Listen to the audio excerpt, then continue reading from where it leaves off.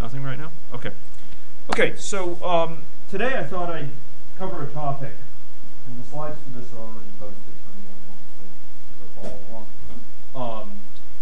Cover a topic which we looked at very glancingly, something I mentioned in a previous lecture, and it seemed to be of interest to people and fairly unfamiliar to people, so I thought I'd cover it. And that has to do with the issue of value objects. These are objects that virtuoso software developers will be familiar with as a very effective design strategy. It's a technique which has many virtues to recommend it, and today we'll be doing a whirlwind tour through some of the advantages of value objects, some of the security vulnerabilities, for example, some of the performance benefits, memory footprint benefits that they can confer, some of the simplicity and cognitive overhead, so lower cognitive overhead, less confusion that can come about as a result of value objects. So in fact, they make things more transparent. We will also be seeing why it's so much easier to build data structures that are secure out of value objects. Not just secure, though, in a sense of being hacked, although that's certainly true, but also secure in the sense that they're reliable, they're robust. You can develop confidence that they'll work properly. And when we're building software, that we aspire to be quality software that doesn't manifest unexpected bugs at awkward times. We want software that's robust in this way, that we can reason out clearly that it's going to work properly.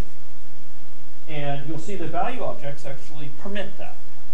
They permit building of data structures where it's more straightforward to prove to yourself. And I don't necessarily mean a formal proof. I mean develop great confidence. So though also formal proving is much easier with them. But even just for you to develop great confidence that your software is sound, it's much easier to do with value objects.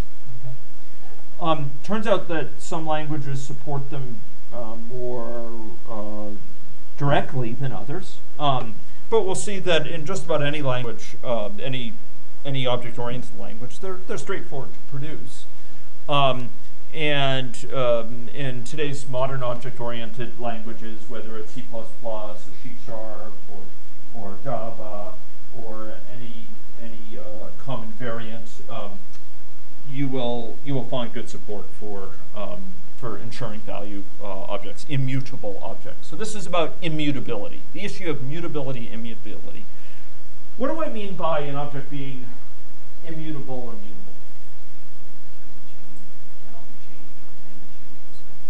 Okay, good. So that's an excellent starter definition. It turns out it's a little bit more subtle than this, okay? And the subtlety is that it's an issue of whether they can be observably changed, okay? Whether the change is visible to an outside observer, to a client of the object, someone who's using the object. I'm going to distinguish that from being changed in a bitwise sense, okay?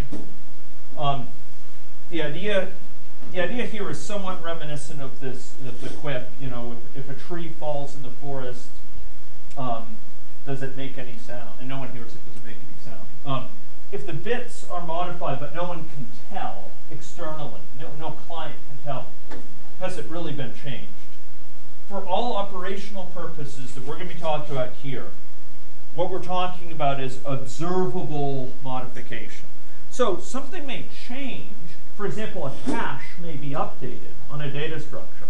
Think about a data structure that has a wicked fast dictionary, so you can look up things very, very quickly. When we were little, we might have said lickety-split. Oh, sorry. A couple generations earlier, we might have said. But if you had a data structure and it was encapsulated as a class, and you have users for that data structure, it might be immutable from their perspective. Nothing can be updated after it's created. And they can use it, and it's really fast. Secretly, someone might go in and say, well, you know, this uses a hash table, but we're in fact going to add a cache. So if we look up the same element many times, as may well be the case, maybe that's a common pattern, we'll just return its value immediately. We'll test, was this the same as the last lookup? If so, return the value. Easy to do because there's no modifications going on. Lower cognitive overhead because of value operator. The presence of that cache may get updated when you call that data structure to say, give me this one, give me that one, give me that one. That cache is being updated, but it's not observable to the outside observer. It's just, it's going to be quicker, but you can't undertake any direct test that will prove that it's been updated. So no one should be counting on it changing in any way. So in short, value objects and mutability, whether something immutable or immutable has to do with whether there's an observable change. Okay, this is a subtlety that is testable. Okay, so let's talk about side effects. It turns out, when I say side effects, what do I mean? This is a term of art in computer science, and I'll say that many IT professionals out there won't be familiar with what this means. What do I mean by a side effect?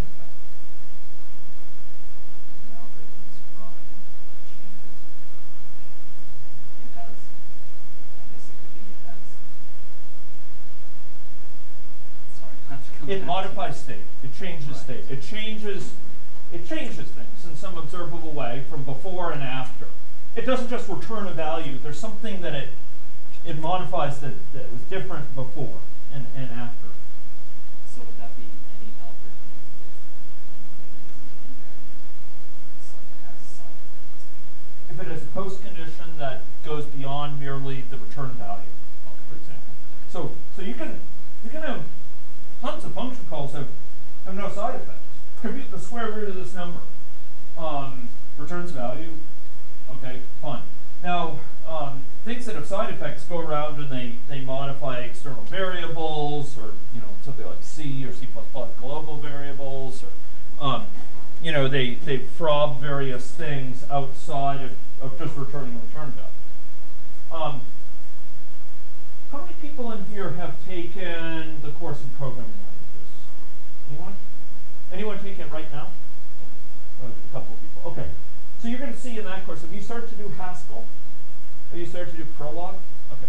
Okay, well, you'll see it with Haskell. Haskell is a language where commonly we have no side effects. All it is computations. It turns out this is just, oh, folks, if I could only do a bit dump with my brain to yours, you would see the beauty of it. It permits such clarity of reasoning about what's going on because nothing is it's all transparent in front of you. This depends on this, depends on this, depends on this. Those dependencies of what depends on what other thing is completely clear.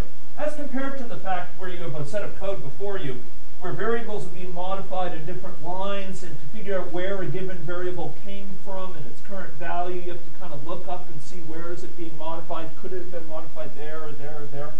And compared with that, when you just have computations on values, it's like a mathematical expression. A plus B, quantity times C, square root of that. It's completely clear sort of what depends on what. It can be mechanically sort of taken apart and executed as to what depends on what. And it turns out side effects are the bane of software developers' reasoning. They're a fundamental issue when it comes to clarity of reasoning about code.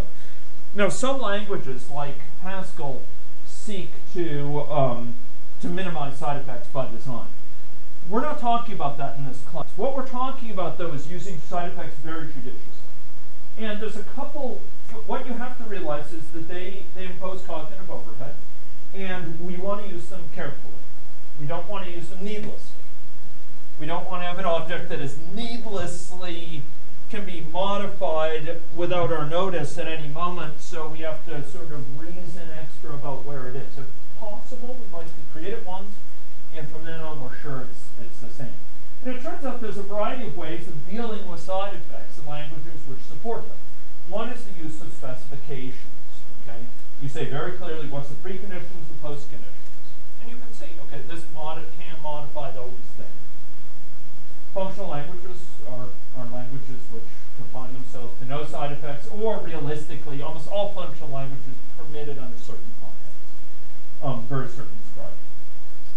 set of helpful conventions. This is one of the things I saw first as a professional software developer. People would use names that clearly indicated whether something was side effecting or not. Compute this, or calculate this, versus perform this, for example. The name can imply whether you are changing something or whether you are simply computing it, or getting it. And we'll see separation of pure functions and commands goes along with this. You separate out things that are pure in the sense of no side effects. That's what pure means here. Versus commands, things that change state in some way. We commonly change state throughout our programs in the form of graphics, I/O, networks. We're changing state. But there's a lot we can do with pure functions, and it's good if you can clarify this. Broad use of value objects, we'll be concentrating that in an approach known as aggregates, which is a software pattern that you may see in 4.7. And you'll see in the web context, stateless interfaces are very popular because they help deal with this issue of side effects in a very, very clean way. It turns out that if we can have code where dependencies are clear, such as through side effect-free code, it's much easier to parallelize it. It's much easier to see what we can divide up in what way to what processor or what have you. Okay, so we'll be talking about some use of these methods in further lectures. One is the use of clear names, using names that clearly indicate what a function does. And I emphasize the what it accomplishes, okay? You want to use a name that's not a throwaway name, not just like temp or, compute or A or something like that. You want to take your names really seriously. And I'll come back to this issue in a separate lecture. But the point is we want names that clearly communicate something about what's happening. And you don't want the user to have to delve into the code. Because if the user writing some other part of the program has to delve into your code, you've introduced coupling. They may now be depending on how you're doing things, not just what you do. And they have the whole cognitive overhead of learning what your code does and maybe making mistakes and interpreting what it does. Okay, so there's this clear separation that we try to achieve into pure functions and commands. Okay, so pure functions would be things that compute values. They may do really rich computation, but fundamentally they return values, okay? They may return big data structure, like a dictionary, or a linked list, or an array. They may end up computing just a single number, but fundamentally they're giving back the information, what they've accomplished, via some sort of return value, okay, or set of values. And turns out this is really desirable. Conceptually, they're like a query. How many people here have seen SQL before? Okay, good. Folks, learn SQL. Learn SQL, not because it's a beautiful language. Its beauty is marred at times. But learn it because it's super practical and because any medium and large scale software system you build will likely use SQL somewhere in it. Okay. Increasingly, we're looking to larger alternatives to SQL, but it's going to be around for a long time. It's good to be familiar with it. You can also do some things really quickly with it that are painful to do in code. In SQL, we have these queries. They say, go off, get me, select for me this data which matches these criteria and put it in this sort of format and order it in this way, group it in this way, blah, blah, blah. And that's great. And pure functions are like that in the sense that you say, go off and get me this data and return it to me. They're fully modular. They're sort of self-contained. They do their job and they don't munge other things which are not clear. They don't have their tentacles spread around the program. They just compute their things and they return it to us. It's very, very straightforward. We give them these preconditions. They return their value straightforwardly. Beautifully, we can interchange the calls to them.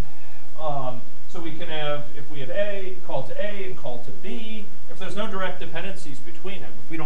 the value returned by A to B, for example, we can interchange their order. We can call them multiple times and they give the same value back. Or we can avoid calling them multiple times and just reuse the value we used last time.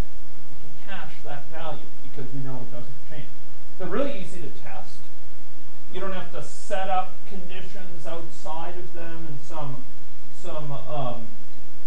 way that's going to reflect their modification. They're quite straightforward to test typically, and they typically return value objects or objects that are meant to be immutable. Okay. So we try to separate functions like this, things that compute values. You know, compute what's the last command the user invoked, for example, or maybe it's compute the most frequently queried DNA sequence within our database.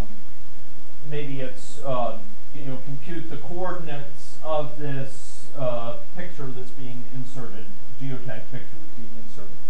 They return values like this, and I'm going to contrast those with what are called commands. Okay, commands are methods that perform some job. They do something. They change state. So they may update the screen. They may send off a network message. They may write a file to disk, etc. These typically perform minimal computation, and they just make some change to state. And the point here is that we don't mix these together. We don't have a lot of computation going on and things which modify state. We hope to try to separate them. Now, sometimes it's not possible. Sometimes for performance reasons, you got to do what you got to do, and they go together. But don't do it gratuitously. Try to think about, is there a nice separation here? You separate out the calculations on the one hand from the things that update state. And the point is that these commands, those things that frog parts of the program, update things, you try to keep those quite localized and quite minimal to their other tasks. So it simplifies reasoning about what's going on. Very importantly, folks, these things can be tested often more easily than these. Okay? Because here you can call them any times without change, and you can, if you separate them, you don't have to mix together in a way that prevents spying on these. If you have the calculation separated out, you can call it, make sure it returns the correct values. Straightforward idea.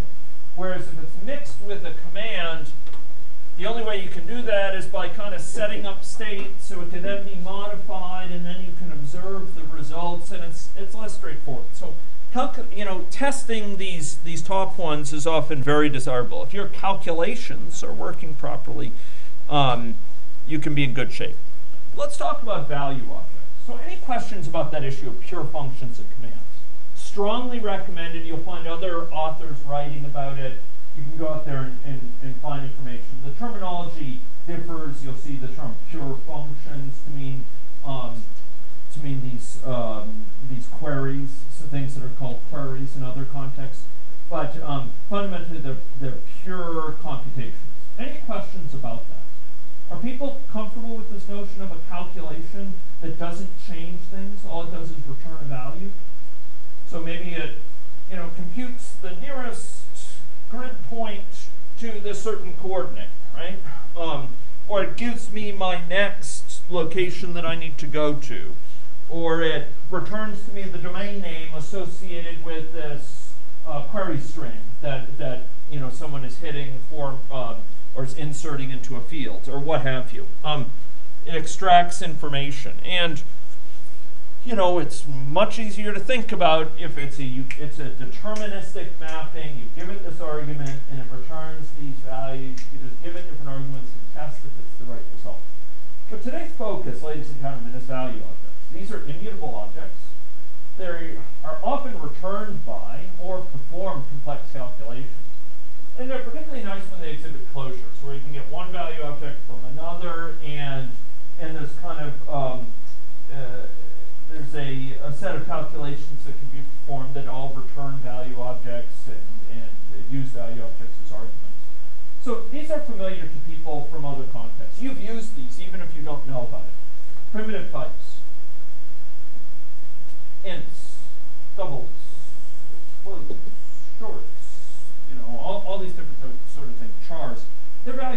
Why do I say they're a value object? Yeah, and folks, if you have a a value 2, you don't have to worry that its value is suddenly going to change to 3. Now this may sound odd, but early versions of Fortran allow that. So you could have a constant value. So it went along with this notion of Hollerith constant, and the value of pi could change over time. But these days we particularly avoid that. But primitive types aren't changing out from under you. Put it another way, and we'll come back to this point. It doesn't matter if there's. Have you ever wondered? The number 2, for example, when you assign one value to another, maybe it just puts a reference to the original value, or maybe it copies it. It doesn't really matter because no one can change the original value. So it doesn't matter really if there's a reference to it or a copy of it. There's a reference to a single one or a copy of it. It doesn't really matter. Points, x and y points are commonly value objects. You compute with them, you return an x and y pair, you add one x and y pair to another pair, for example, adding coordinates, and it returns another coordinate.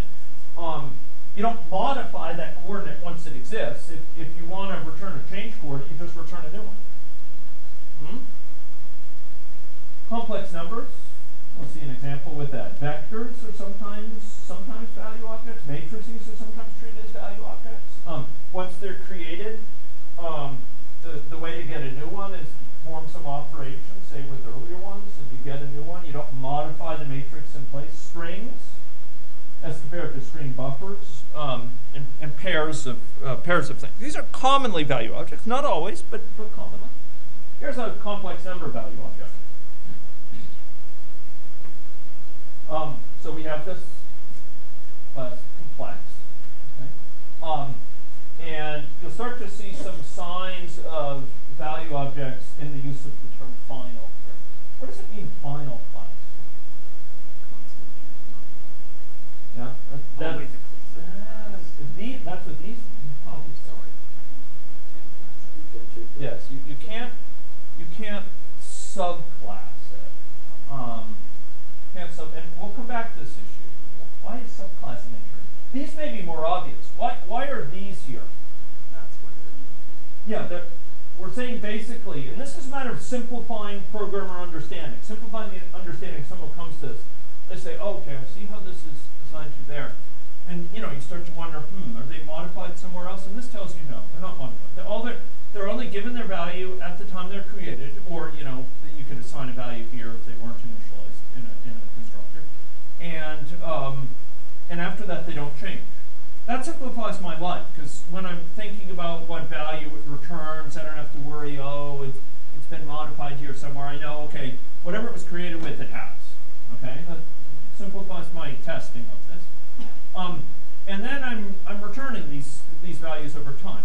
Now I call this a value object because you never see these things modified in any observable way, and in fact in any way here. So how do we get a new value? Well, if we want one value that's the sum of two others, we add them. We add one value to another, to this value c, to return a new value. And that gives us a new value. We could subtract them. We can multiply them. We can do interesting things. We can determine their magnitude, for example. Take their real and imaginary part. We could take their complement, their complex conjugate. We could do any number of different things with these, and have operators on them that are very rich, that perform very sophisticated calculations, but there's no side effecting going on. Do people understand why this is immutable? Understand that? There ain't no changing going on of RE and IM, right? Okay, so let's talk about some of these advantages. First is that the one I've been emphasizing is simplified reasoning. You don't have to worry for sharing. If you have a reference to a complex number, you know it's going to remain the same, unless you change the reference to another one. That object that you're referring to is going to remain immutable. So here we have a complex number that has some real component im component. We don't really care about this. We just care it represents some number. And if we have a reference to it, we know it doesn't change. We know that other things can point to this. We can give out references to it, and they won't change it. They won't throb it in some bizarre ways that will change it out from under it. We don't have to worry that, you know, if we call add on it, and someone else calls some other things on it, it'll be changed. We can call add on it, get back a different number later. We can call subtract on it, get back a different number. We don't have to worry what order those are in. It turns out where we do allow subtyping, it'll be a lot easier. That's really the subject for a different lecture. Turns out subtyping is just much easier if you're dealing with value objects, folks. You folks don't know what risk subtyping gives you, probably. How many people here know the Liskov substitution principle? Okay. It's excellent that at least one person knows something about what it is. I hope after this class everyone will know what it is. I don't need today's session, but after another class, and maybe next class, maybe others, because it highlights one of the big vulnerabilities you face as Java developers, in any object-oriented language. If you don't understand the Liskov substitution principle, you may shoot yourselves in the foot in a big practical way when you're using inheritance. Inheritance may yield tons of bugs for you. Liskov substitution principle is about safe inheritance. It's about achieving safe subtyping, and that goes along with inheritance. Though it's not all that's involved with inheritance. Okay, we'll come back to that issue, but it turns out there's fewer worries with subtyping. This is the thing I really want to emphasize. Easier incorporation is building blocks for easier data structures. And it turns out, in terms of efficiency, it's simpler. You might think that sharing, having immutability will be quicker. After all, if you want another one, you just modify the existing one instead of returning it. Well, it turns out that prevents, among other things, sharing references to the same object. Once you start dealing with immutability, you may have to make multiple copies of this object just in case someone wants to modify it. And it turns out that if you don't have dependencies due to side effecting, that this is changing, then it's much easier to parallelize things. All instances are interchangeable. We'll see that with the Flyweight pattern. And as a result, you can share references to it instead of creating multiple copies. And you can share internals of implementation. So let's go take a look at this, okay? So this is an example. You can imagine a string representation. And where you have some suffix, like condition, and you have another string, we'll call it class shared string, which involves the concatenation of pre with condition. If these strings are immutable, this string here could simply involve a pointer to this, which involves a pointer to this. In other words, a reference to here, which internally would have a further reference to condition. So in this case, we could make use of this shared string here. The fact that they share the same substring allows us to sort of save some space. We don't have to represent pre-condition all as one word. We don't have to copy the condition when we append it to pre. Instead, we can make use of a shared reference to this. And that's because they're mutable. Why can't we do this if they're immutable? Why can't we do this if they're mutable? Can anyone say? Why would this be unsafe if they're mutable? Because then if anyone changes the boundary condition, it affects the whole. Exactly. So suppose str suffix refers to a mutable object. Then we could, when we create this str full, we could create a data structure like this, but we'd be vulnerable then to suppose in the very next line str suffix insert an extra character within its string, or truncated it or whatever. Suddenly str full will be changed as well. So this side effect performed for one, for str suffix, will end up affecting the other one. This is why side effects are so promiscuous. They're so risky to reason about. We have this aliasing problem. Now, if they are pure, if they are side effect free, if these are immutable objects, we don't have to worry about that, because this guy can't modify it. share it safely. There's no worries about the underlying modification that's block counts. Here's another example which is used in Java libraries, big nums. I don't know if anyone here has used big nums, but they allow for arbitrary calculations. You can have a big num which differ only in signs. So maybe you start with a positive number and then you take minus of that and you assign it to a different number. That minus, it doesn't have to copy all this data, which could be quite extensive because big nums can be very, very long. That's the whole point. They can carry arbitrarily detailed number of digits. So here, we might have big num1, big num2, big num2 just being the negative of big num1. And we may have, 10 billion digits of pi in big num1, and we don't have to copy them all because it's immutable, because we can't change big num1. We could just have both refer to the same underlying magnitude data. Yeah. Is this what the flyweight pattern is? Yes, and the Flyweight takes advantage of this in a big way. And in fact, I have slides on that at the end, later in this lecture, about exactly how we leverage that pattern to save memory. Okay. So here we again have the ability to share because of immutability. To be very clear, if these things were mutable, if we could modify big num1, it wouldn't be safe to do this. Because here's big num1, and after we assign big num2, this guy here, we were still using the shared thing, but we could modify big num1.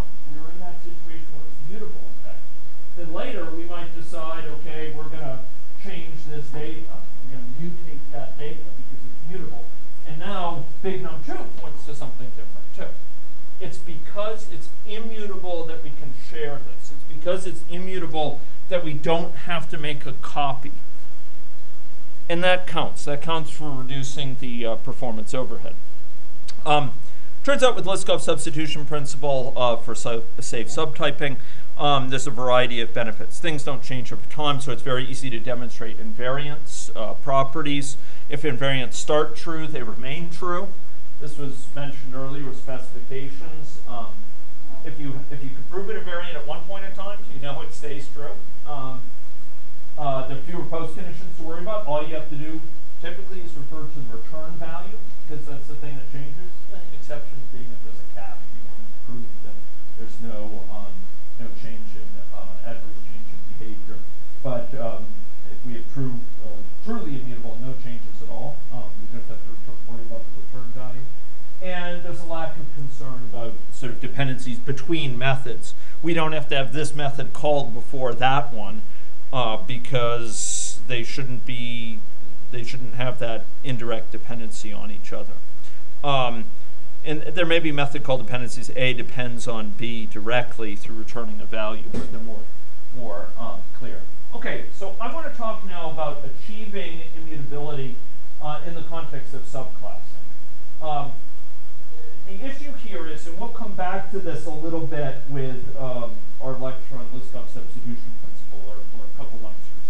But the issue here is that with subclassing, a class that was originally immutable can become mutable. Okay, so subclassing can lend a make a class that was a superclass that was immutable become mutable. Why is that bad? Why would it be bad if, for example, we could create a subclass of big num that was mutable, or a subclass of shared string that was mutable, or indeed a subclass of complex that was mutable? Suppose we had no guarantee against that. Suppose we created a, my complex which was modifiable. Why would that be a bad thing? That violates LSP. Yes, and it does. And why is that? Because the original expected to be using. Correct. So someone could be counting. They look at complex and they say, well, imagine that doesn't have this final up here at the top. They say, well, that's an immutable class. You look at the methods, and it seems clear from their names at least, and probably from any documentation that's provided they're immutable. But now we have the subclass that's suddenly changing out from under us in a way that's impossible. Or imagine if we had a shared string where mutability could suddenly occur. That, ladies and gentlemen, is not a true subclass. It's not a behavioral subclass. It's not a subclass according to the strictures, to the discipline, to the definition and the criteria of the Liskov substitution principle. That, ladies and gentlemen, is nothing less than a fraudulent subclass. In the same way that if you set up shop as a FedEx franchise here in Saskatoon, someone goes to the FedEx website and they say, well, you know, bring your package by 10 a.m. It's guaranteed to be delivered by 5 p.m. in Toronto the next day. So someone brings their package to you at 9 a.m. and they pay you the money and it doesn't get there in time. And they say, well, wait a minute. You're a FedEx franchise. I went to the FedEx website and that's what it says. And you say, well, you know, we're Fred's FedEx. We're FredEx. You know, we're FredEx and you know, we make our own rules around here. We're a FedEx franchise, but for us, you have to deliver it by 8 a.m. to be delivered by 5 p.m. the next day. And they'd say, you're not a FedEx. FedEx is a fraud, right? They'd be legitimately have a grievance because, you know, it says FedEx there, you use FedEx stationery, and they say, you're not a real FedEx. You don't adhere to the FedEx promises. You're fraudulent. I looked you up under FedEx, you know, on the white pages or whatever, and instead I got fraud. Well, ladies and gentlemen, if you don't watch out with the Liskov substitution principle when you start a subclass, you won't get a true subclass. You won't get a subclass of big num and shared string and complex. It's a real subclass. You'll get a fraudulent subclass. And just as fraud in the real world is very dangerous, fraudulent subclasses are extremely dangerous. They may not conduct highway robbery, but they can make your projects late. They can cause you to spend countless hours in fruitless debugging, and they can make your customers irate. So avoid fraudulent subclasses. Adhere to the Liskov substitution principle. Motivate that. Okay, so let's talk about immutability and subclassing. If you want to prevent situations where you allow subclasses that are mutable, there's a couple things you can do to prevent subclassing. In fact, one thing you can do is make all constructors private and use static initializers to create all instances. So they use this. They call up to the constructors from inside the class to create instances of the class. Another way you can make all fields final. Don't provide any side-free methods. Don't allow for overriding, so you have final methods, and you don't import or export any references to internal mutable structures. We're going to come back to this in just a minute here as we look at trying to achieve a value class.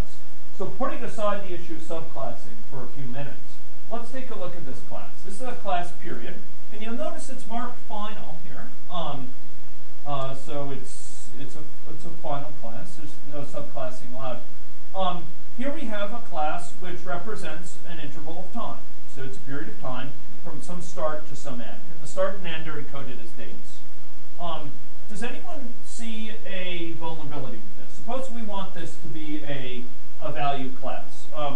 So here we have one method as a constructor and then a start and an end method. The start method returns a date. The end method returns a date as well. And the constructor just takes 2 dates. So is there any method we provide in this class that mutates state? Is there any method here that you can see that mutates the state? Okay. Okay, let's come back to that. Is there any method we provide that changes the state directly? No, there's no assignment to start outside the constructor, no assignment to end. Okay, now, this gentleman is on to something. So, is date immutable, immutable? And I will tell you it's immutable. So, is this a value object? Is this class immutable? Why not? If it's got data that's mutable, then that function can't be mutable. Okay. So give me a situation where the period referred to could change because of that vulnerability. Let's make it concrete. So I created a new period, and then what could happen? You're correct. What could happen? Passing the reference in the instruction that modified the reference. Okay, so that's good. So I might pass in a date here. I pass in, you know, the certain date for the final exam, or yeah, for the start. Pass it in for the start of class. And then it turns out the schedule changes or something, so I change that date. Maybe it's an appointment or something like that, and I change that appointment date later after this period has been created. And suddenly, because remember, start here. This is a reference to a date structure, right? It's a reference, and someone outside might also have a reference that same date. And if date is not immutable, if it's mutable, then when someone outside this class changes that start date, then suddenly this class will be referring to a different start date, right? They might change it back to the end date or something beyond the end date from outside the data structure. So in short, when we pass in something to create a new period, we are passing in, you know, a reference to some structure, and maybe somebody outside has a thing called D, which gives a reference to that structure. It calls to create a period, and so it passes it another reference. It passes that a reference to this, and so now our period data structure has, you know, the start referring to that, and end refers to something up here that you can't see. And now, you know, after they have this period and they're chunking along with it, somebody goes and modifies this to change this date. Change. And suddenly this period is now referring to a different start date. Could that be bad? Could that be bad? Could it violate an invariant like the start has to occur before the end? That's what this is checking, by the way. Right? It's checking if the start occurs before the end. If not, then we throw in illegal. Or the start occurs before or at the end. This is itself testing whether start is after the end. If so, it throws an exception. Could it violate this? So here we're checking this invariant having to do with these dates here at the beginning. Could that invariant be changed by this problem that I'm talking about here? Could that invariant be violated? Yes, we could have a situation where later, you know, something says, "Hey, create a period with, you know, this reference," and then after I get that back and I chunk along, and then I change that. I change this guy to point to a date after the end, and then suddenly period has a nonsensical period. It's from a date from after the start, you know, after the end to some end, and it's kind of backwards. So that's bad. Is that the only vulnerability? Is it possible to modify through the accessors right there?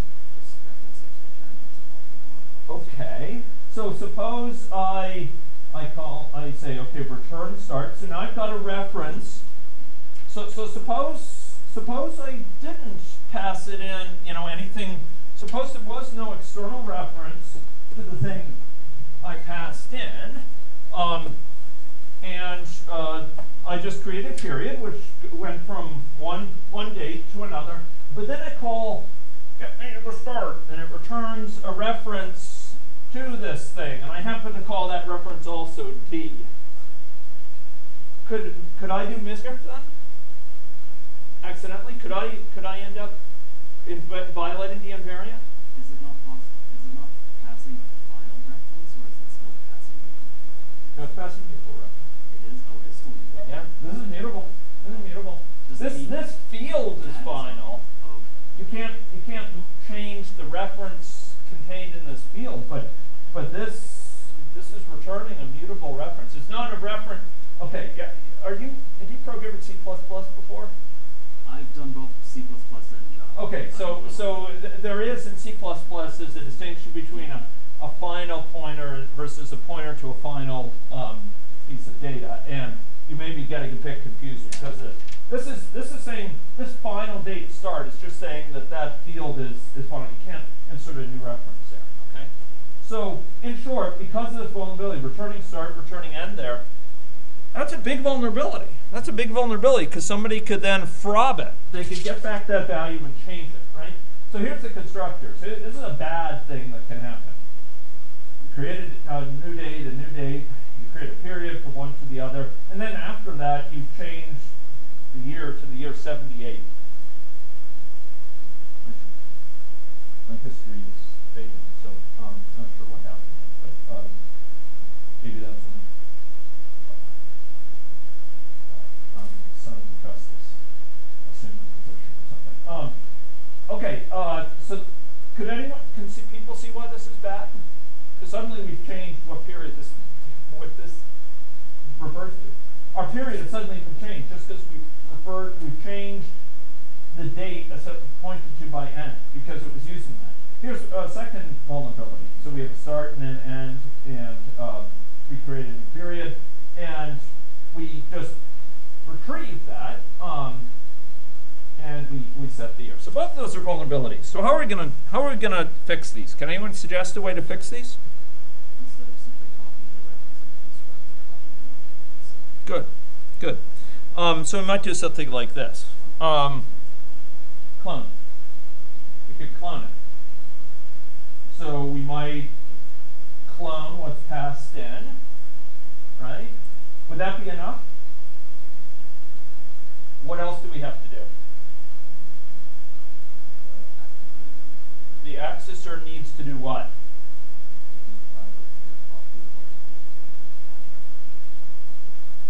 It was probably possible in Java, yeah.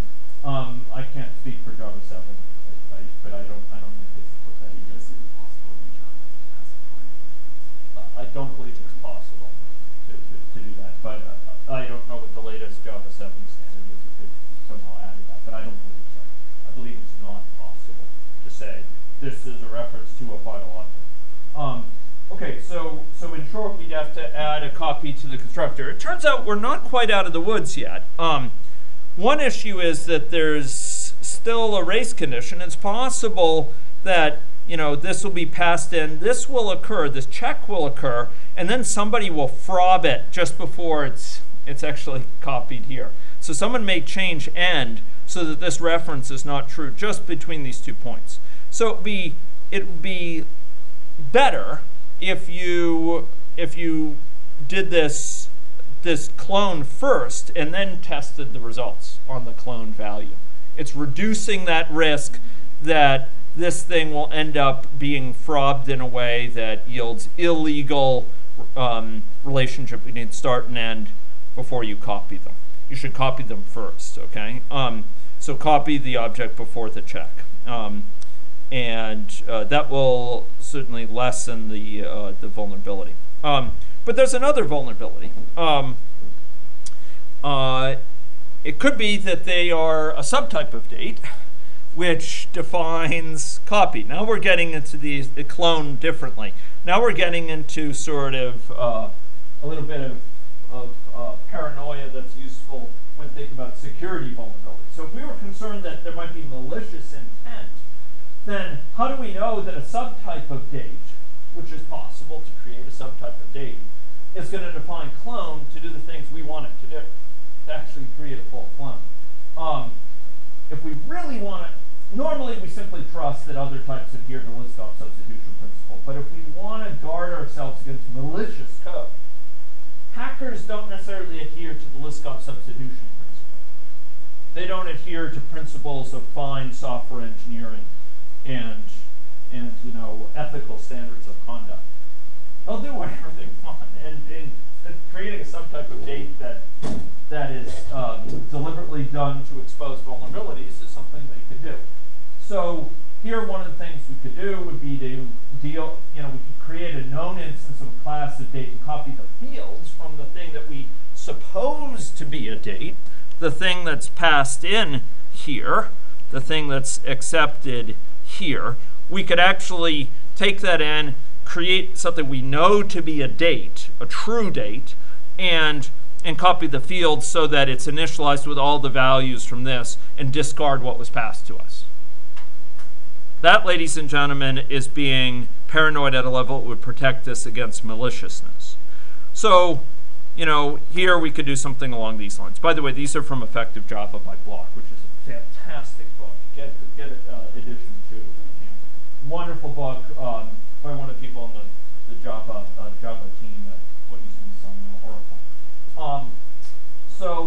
Here's a constructor, the original code of the constructor, and here's new constructor where we copy this thing up front, we get the time, and we create a new date from that, etc., and then we compare to see if it matches our invariance, and if not, we throw an exception. Okay, but there was an additional vulnerability that we still haven't dealt with, and that's this. How would we deal with that? How would you deal with the vulnerability caused by this? By the way, I hope all of you are I hope it's starting to dawn on all of you. All of this work that we're talking about is caused because of what? It's caused because we are trying to build something out of pieces that are mutable. We're trying to build something, a new object that is composed, which observes certain guarantees, like start is before end, and we're building out of pieces which are unreliable, which are easily changed. And because of that, we have to go through all sorts of extra headache to make sure that our code won't be vulnerable to bugs. And I don't care, ladies and gentlemen, if you are trying to build a mutable period or an immutable period on top of this. You want to be able to guarantee the start is before end. So regardless of whether you are trying to build a data structure, ladies and gentlemen, which is mutable or immutable, if you build it out of mutable pieces, you are setting yourself up for one of two things. Number one, to vulnerabilities. Number two, to headaches. Take your pick.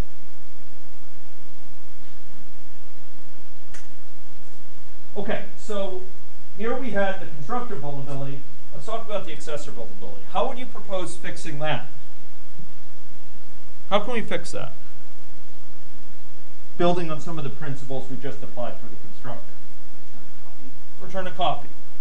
Okay, and if we did indeed do this, so we know that our start, that our, the thing referred to as start is a true date, we can simply clone it, right? We can do this. We know that clone will operate properly because it's a true date. Okay, so folks,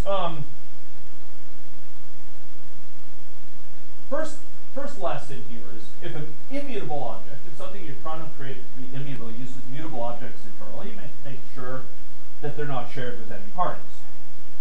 But that's not the main lesson here. The lesson is if you try to build anything, mutable or immutable, out of mutable pieces, you got to be really careful. Because if you're not careful, those mutable pieces will have references to them externally, which could then be modified, and they will trash your invariance of your data structure. They will lead to your data structure changing up from under you in unpredictable ways, in ways you didn't anticipate, in ways that may violate what you're trying to achieve. Okay? So, generally speaking, we will have these sort of issues when we're trying to build data structures out of mutable pieces. Now, if we're trying to build an immutable object out of it, we also have to be particularly careful here.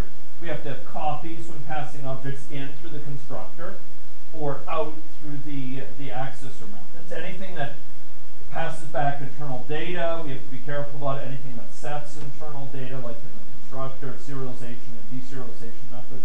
Now, if we have a mutable object and we have gets and sets, we have to be careful there too, because we don't want to just be setting our internal fields with things that are referred to elsewhere. And to be truly vigilant, don't accept things that are objects of external non-final classes that we're not sure what their true class is, or duplicate them via constructors. Okay, so mutable objects are big time vulnerable to this. We don't want external code via references to our internal guts to be able to change the internals of even mutable objects. So I often will have on our final exam, sometimes on pop quizzes, I will have a question, true or false. The worries about building data structures out of mutable objects hold regardless of whether you're building an immutable object out of these mutable parts or a mutable object out of these immutable parts. And the answer to that, ladies and gentlemen, is what? Is true. True.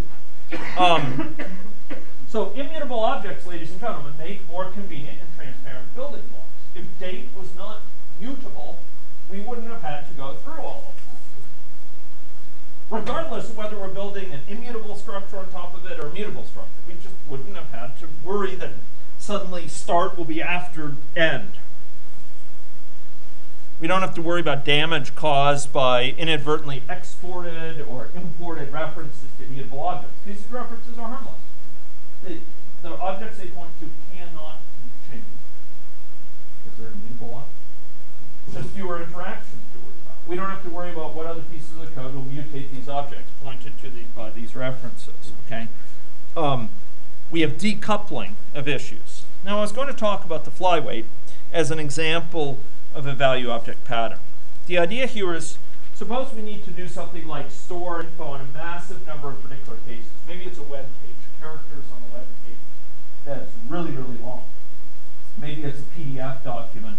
Maybe it's a thesis which is 300 pages long and there's all these different fonts and characters in it. Rather than allocating a separate object for each and every one of these things, say each A in the document has a separate object for it, you know, saying what is the character, what is the font, what is the font size, what is the font style in terms of bold or italics, etc. Each one of these being a different object. You know, so we have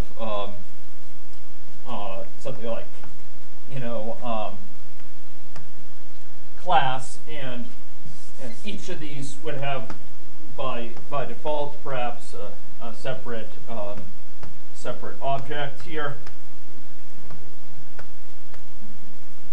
Instead, what we're going to do is, and this might have font size, font style, character, all those sort of things. What we're going to do instead is to be able to reuse these things, and specifically things that are in the same typeface and include the same character, basically have all the same characteristics, can in fact share objects. Now, in this case, it's a very modest savings because we only have 5 characters, 2 of which are the same. But if you're looking at a document in the English language, and you're looking at, you know, tens of millions of characters in the document, chances are you'll have tremendous savings because almost all of the S's will point to, in fact, the same. They'll just be references to the same underlying object. And the reason we can do this is because this object is what? Immutable. We have no mutation going on. That's what allows this to work.